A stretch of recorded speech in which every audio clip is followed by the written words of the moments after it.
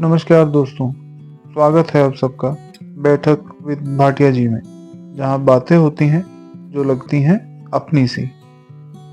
आज मैं अकेला बैठा हूँ और हाथ में चाय का कप है और दिमाग में एक बहुत गहरी बात चल रही है।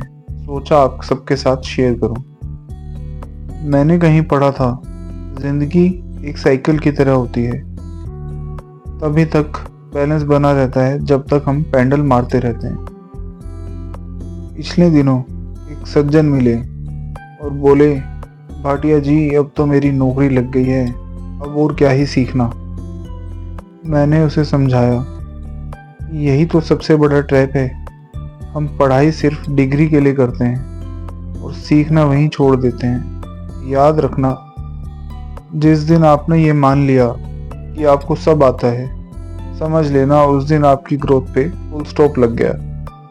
एक छोटी सी बात सोचिए, अगर मैं एक गिलास में पानी भरता जा रहा हूँ, कभी खाली ना करूँ, तो नया पानी कहाँ से आएगा? बाहर गिरेगा ही ना। जिंदगी भी इसी तरह है। नई चीज़ें सीखने से पहले हमें अपना ईगो खाली करना पड़ता है।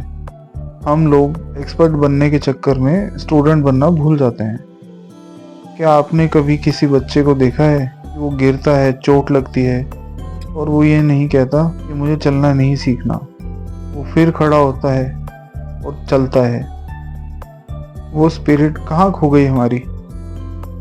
मुझे कई लोग बोलते हैं, भाटिया जी नया सीखने का टाइम ही नहीं मिलता। सही बात है, टाइम किसके पास है? टाइम किसी के पास नहीं होता, टाइम निकालना पड़ता है। आप कुछ सीखना चाहो तो आप तो किसी से भी सीख सकते हो। आप ऑफिस जाते वक्त कोई ऑडियो बुक सुन सकते हो। आप अपने ऑफिस में ही बड़े लोगों के साथ कुछ चर्चा कर कर, कुछ अच्छे टॉपिक पर बात कर कर कुछ भी उनसे सीख सकते हो। सीखना सिर्फ किताबों से नहीं होता, सीखना नज़रिए से होता है। तो आज इस बैठक से एक छोटा सा चैलेंज लेना, ऐसी कोई चीज़ सीखना जो अभी तक नहीं सीखी होगी। किसी नई टेक्नोलॉजी के बारे में जानना, कोई नई डिश बनाना या कोई नई सॉफ्टवेयर के बारे में जानना, किसी ऐप के बारे में जानना, कुछ भी।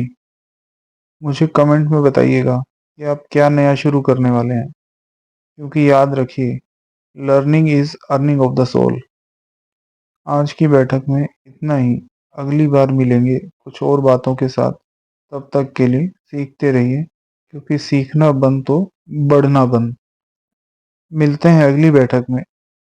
राम राम।